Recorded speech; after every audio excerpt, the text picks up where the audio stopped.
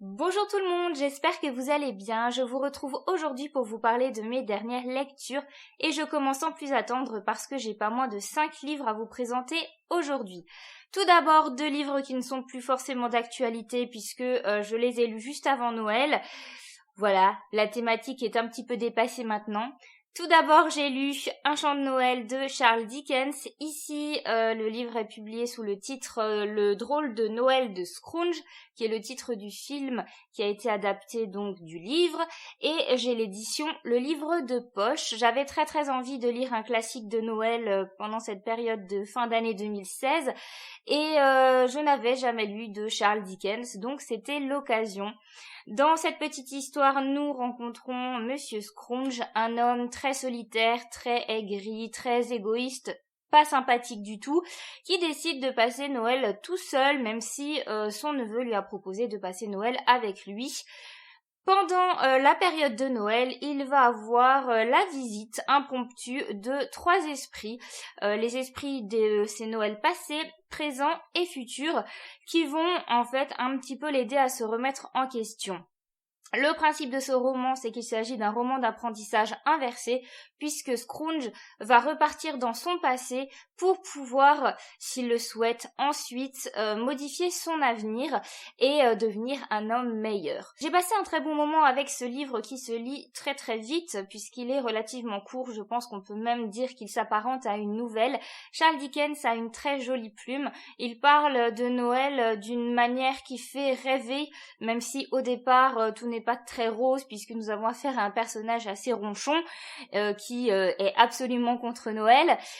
La morale à la fin est toute mignonne. Le tout, c'est un livre un petit peu vieillot aujourd'hui, il faut l'admettre, mais qui se lit encore très bien et qui est abordable dès l'âge de 10 ans. J'ai apprécié de découvrir l'Angleterre à l'époque de Charles Dickens, lorsque Noël prend de l'ampleur. Donc nous sommes sous le règne de la reine Victoria, qui s'est mariée à Albert, le prince Albert, qui est d'origine allemande.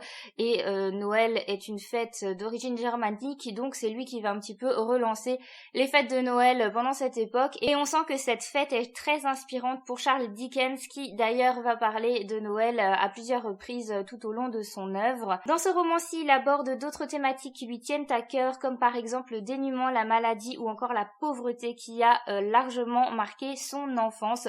Je vous conseille d'ores et déjà de vous noter ce titre dans un coin de votre tête et bien de le lire d'ici Noël 2017. J'ai ensuite lu ce petit recueil d'histoires, contes de Noël et de neige, publié chez Bayard et proposé par un collectif d'auteurs. Ce livre date de 1992 et il n'est malheureusement plus édité, à mon grand regret. Mais bon, c'est vrai qu'il n'est pas tout récent, on le voit d'ailleurs à l'état du livre. Je l'ai lu pour une raison très personnelle, tout simplement la période de Noël, je pense, est propice à la nostalgie et j'avais très envie de me replonger dans ce petit recueil pour remonter un petit peu dans mon enfance, puisque ma maman nous lisait les histoires de ce recueil lorsque nous étions plus jeunes à mon frère, ma sœur et moi. Je sais pas si c'est le fait que je sois enceinte qui fait que j'avais un petit peu envie de remonter dans des souvenirs d'enfants qui sont très réconfortants d'ailleurs. Et voilà, me projeter peut-être sur le fait que d'ici quelques temps, je vais pouvoir aussi raconter des histoires du soir à mon enfant. Mais voilà, en tous les cas, ça a été une belle surprise de relire ce livre, de redécouvrir des histoires qui ont marqué ma jeunesse. Je n'ai pas grand-chose à dire de plus sur ce livre, si ce n'est que j'ai vraiment passé un très bon moment en sa compagnie.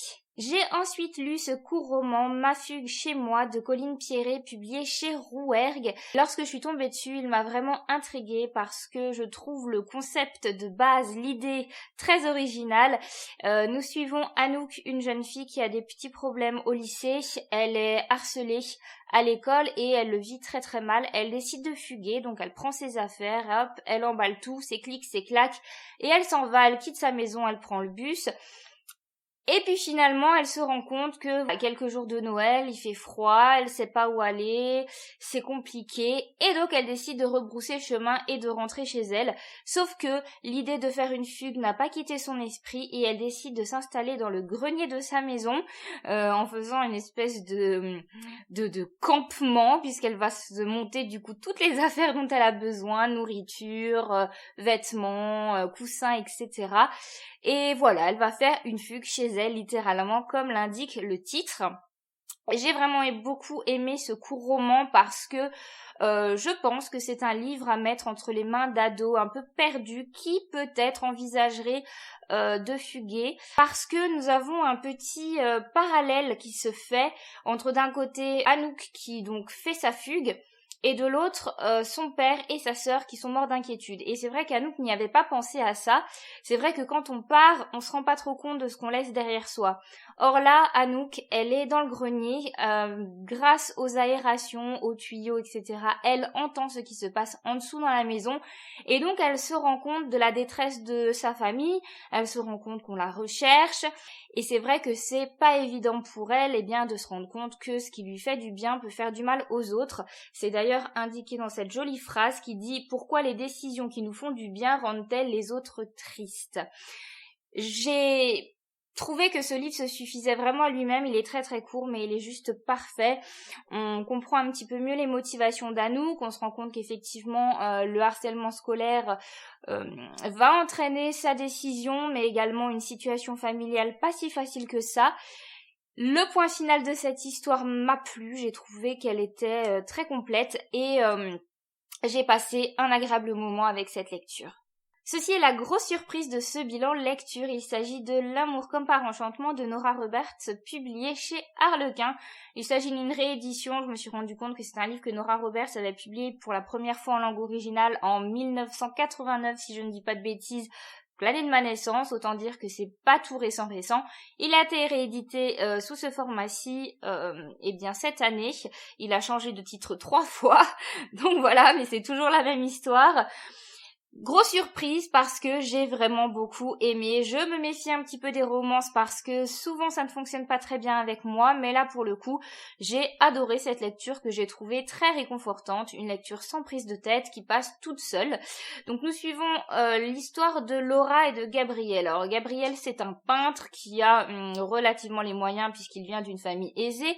Il décide de s'exiler, si on peut dire, dans un chalet au fin fond de la montagne, complètement perdu et à l'écart du reste du monde parce qu'il a besoin de se recentrer, parce qu'il a envie de se remettre à la peinture et qu'il a envie qu'on lui foute la paix. En gros.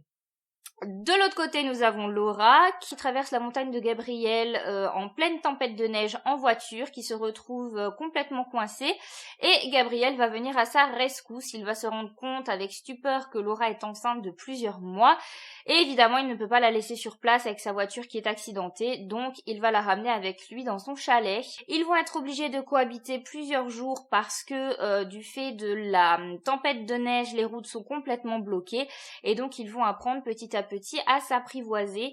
Nous lecteurs, on va se rendre compte assez rapidement que Laura et Gabriel ont chacun des secrets de leur côté, et grâce à leur petit apprivoisement au fur et à mesure, on va découvrir quel est leur passé, quel est leur secret.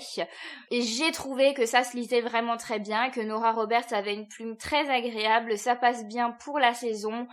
Je dois avouer que ça reste une romance très prévisible, on voit très vite où l'auteur veut en venir, la fin on la voit arriver à 4 kilomètres. D'ailleurs j'ai trouvé que la résolution était un petit peu facile. Nora Roberts, je trouve, ne s'est pas vraiment foulée. C'est pour ça que je ne vais pas dire que ce livre est un chef-d'œuvre, mais malgré tout, ça se lit très vite, ça se lit très bien, c'est très agréable, on ne s'ennuie pas. Et je pense que je n'en demandais pas plus, donc j'ai passé un bon moment de lecture avec ce livre. Dernier livre que j'ai à vous présenter dans cette vidéo, et pas des moindres puisqu'il s'agit de mon premier coup de cœur de l'année 2017, il s'agit de Six of Crows, le tome 1, écrit par les Bardugo et publié chez Milan.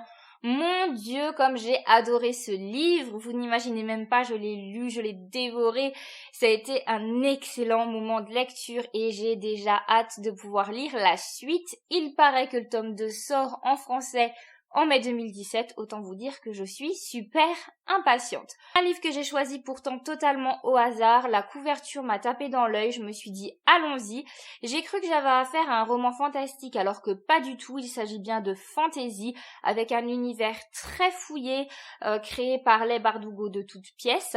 J'ai apprécié parce que elle sort des sentiers battus et elle défie un petit peu les codes traditionnels qu'on peut trouver dans les romans de fantasy pour proposer quelque chose de très novateur et moi ça m'a fait l'effet d'une grande bouffée d'air frais. Alors nous suivons 6 personnages hauts en couleur, des bandits, des meurtriers, des gens très peu recommandables. Ils vont former une équipe assez improbable pour mener à bien une mission qui devrait leur rapporter beaucoup d'argent s'ils arrivent à la mener à bien. S'ils ne s'entretuent pas avant, comme nous dit la 4e de couverture. C'est très très drôle d'ailleurs, je dois le préciser. C'est vrai que l'univers créé par les Bardugo est un univers très sombre, avec des personnages très énigmatiques, mais elle a quand même cette petite pointe d'humour qui éclaire un petit peu le tout et qui fait vraiment beaucoup de bien et qui rend ce roman très très complet. Cette histoire est très haletante, on ne s'arrête jamais, les rebondissements s'enchaînent et on est toujours un petit peu au taquet pour savoir ce qui va se passer ensuite, mais j'ai trouvé que ce qui faisait véritablement la force de ce livre, c'était ces personnages. Clairement, on s'attache à eux, même s'ils sont horribles par moments, ils font des choses dégueulasses et sans aucun état d'âme, mais on leur pardonne tout parce que ils ont sous leurs airs de gros durs des grosses fêlures. On a envie de connaître leur passé, on a envie qu'ils se sentent apaisés parce que voilà, on a affaire à des personnages qui sont complètement sur la défensive. Ils sont dans un monde qui malheureusement n'est pas forcément un monde où il fait bon vivre, on va dire ça comme ça, et ils doivent survivre tout simplement, et ils font ce qu'ils peuvent pour y arriver, et on espère que à la fin de l'histoire, ils vont enfin trouver la paix. Bon, l'histoire n'est pas finie, on n'est que dans le tome 1, ça risque de prendre un petit peu de temps, mais c'est pour mon plus grand plaisir parce que j'ai vraiment hâte de les retrouver dans le tome 2. Nous arrivons à la fin de cette vidéo, j'espère qu'elle vous a plu et qu'elle vous a peut-être donné des idées de lecture pour les prochaines semaines. N'hésitez pas à votre tour dans les commentaires à me conseiller certaines lectures qui vous auront fait vibrer ces derniers jours. On se revoit très bientôt dans une prochaine vidéo. Bye bye!